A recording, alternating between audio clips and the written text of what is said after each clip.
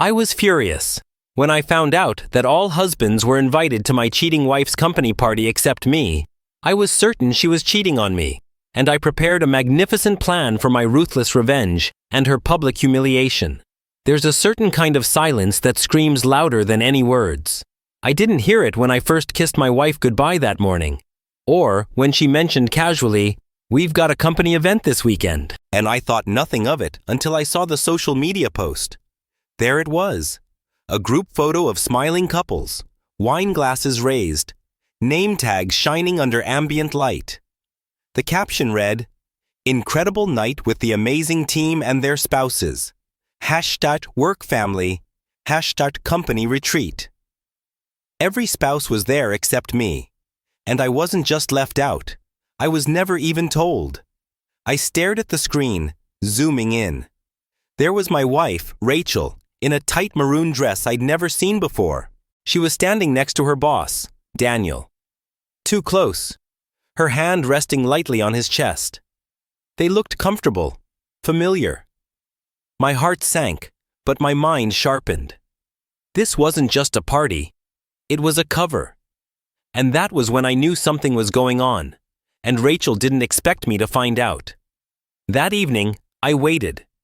I didn't ask about the party, not right away. Instead, I poured her a glass of wine, acted casual, and asked, "So how was the company lunch thing?" She barely flinched. "Oh, just a casual meeting. Nothing major." A casual meeting?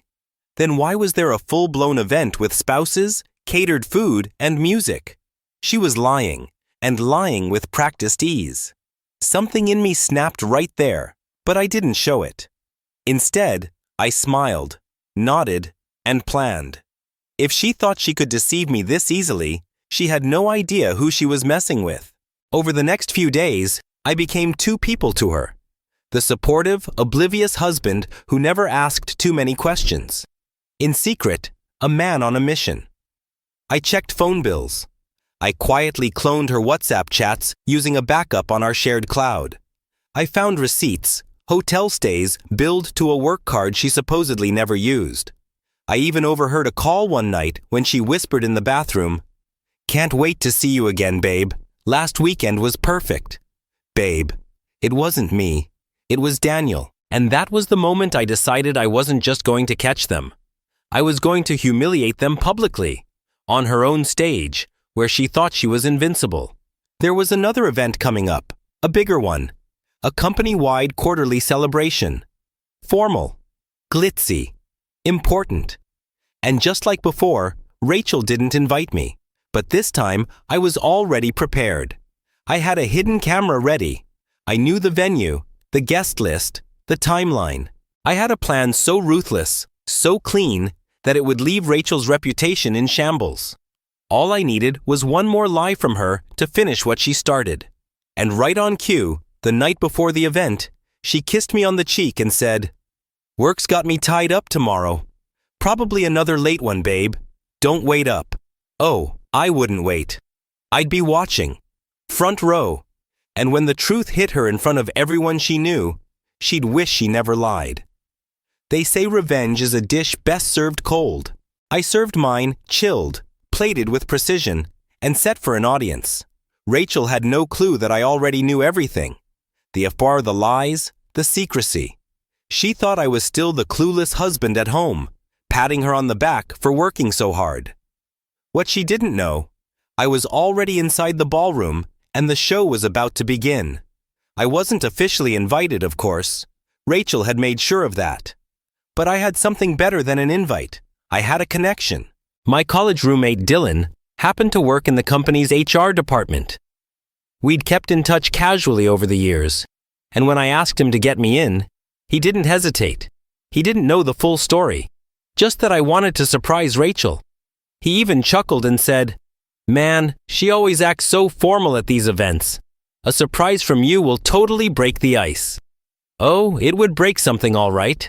I walked into the venue in a crisp black suit, blending in with the other executives. I stayed near the back, calm and quiet. Rachel was standing near the stage, laughing too hard at something Daniel said, her hand casually grazing his back. Not professional, not subtle. She looked like a woman who had replaced her husband with her boss. And Daniel? He looked like a man who thought he was untouchable. Both of them were wrong. I kept my distance, nodding at Dylan and slipping him a small flash drive. "Upload this during the awards segment," I said quietly. He didn't ask questions. He just gave me a thumbs up. On that drive, a compilation of damning footage. Screenshots of Rachel's flirtatious texts to Daniel. A screen recording of a video call between them, her in lingerie, him shirtless. A hotel bill with both of their names. Security cam footage of them arriving together at a hotel just 3 weeks ago. And the final touch, a short voice recording from that bathroom call. "Rachel, last weekend was perfect. I can't stop thinking about you. He has no clue. I swear, he's too stupid to ever find out." Too stupid? Let's see who feels stupid now. The ballroom lights dimmed. Applause rose as the CEO took the stage. "This quarter has been incredible," he said.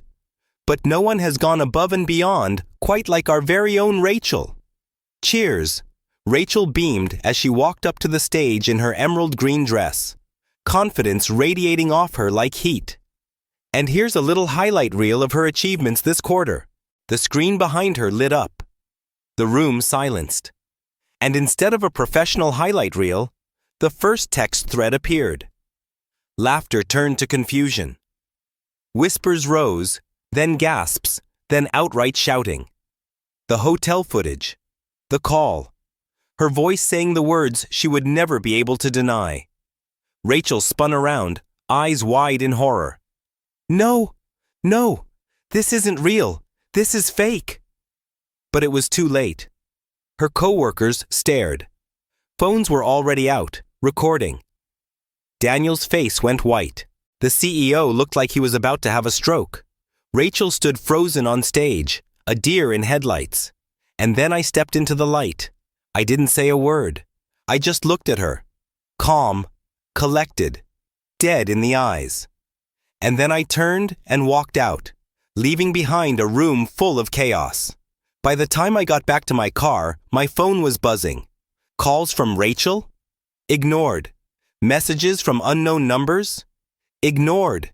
Emails from Daniel? Ignored. The company launched an internal investigation the very next day. Daniel resigned within 48 hours. Rachel? She was suspended and soon after fired.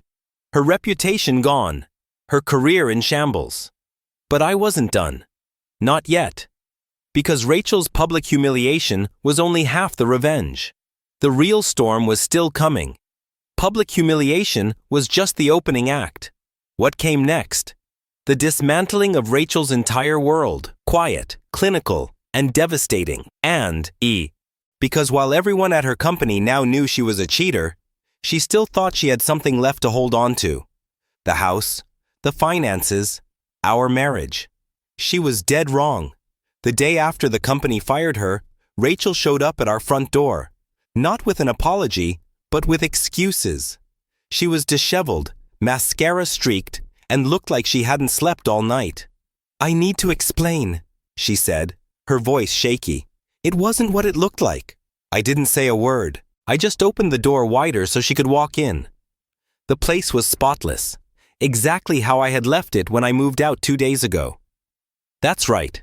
I had left quietly, rented a furnished condo under a new lease, removed my name from all utility accounts, transferred joint savings into a trust my lawyer set up just for me. I let her talk for 30 minutes straight. Lies, tears, half-baked justifications. And when she was done, I stood. "I filed for divorce." She blinked. "What? You'll be served today. I've already frozen all the accounts. Your company benefits are gone. My name is off the mortgage. The only thing you still have access to is your own guilt. The beauty of being quiet is that no one sees your moves coming. And every move I made was backed by a lawyer who specialized in high-asset divorces. I filed under adultery, legal grounds in our state. I submitted every shred of evidence I had. I demanded the marital home, spousal support nullified, and a clause to prevent any future financial obligation. Rachel was left with a court summons, a ruined reputation, and no source of income. Daniel, the AP? He ghosted her the moment the board cut him loose. Turns out, once the workplace affair glow fades, reality gets ugly. Rachel thrived on her image. Monthly brunches with the wives of other executives, yoga retreats, charity events where she played the loving, supportive wife. I burned that to the ground too. I sent an anonymous email to every woman in her little circle, including the video, screenshots, a statement. This is the woman who sits next to you at your next brunch. Her phone lit up with dozens of messages, but no one wanted to comfort her. They wanted distance, silence, judgment. And Rachel? She began to understand what isolation really felt like. Weeks passed. Divorce proceedings were in full motion. She lost the house, the car, the lifestyle. And then she called me. I didn't answer, so she emailed. Subject, please. The message was short. You made your point. You won. I lost everything. Can we talk? I agreed, not for reconciliation, for closure. We met at a quiet park. She was thinner, worn down, empty behind the eyes. I don't even recognize myself anymore, she said. That makes two of us, I replied. I was stupid, she whispered. I destroyed the only person who ever truly cared about me. I looked at her for a long time, then stood up. You didn't just destroy that person, Rachel. You buried him. And I walked away. Rachel lost her job, her status, her social circle, and her future. Daniel fled the fallout and moved to another city. I walked away with peace, clarity, and a new chapter. She had mocked me once, thought I was powerless. But in the end, she was the one left broken by her own actions. The best revenge isn't screaming, it's silence. It's letting them destroy themselves and making sure they know you didn't even have to lift a hand. Was this revenge justified, or did it go too far? Drop your thoughts in the comments below.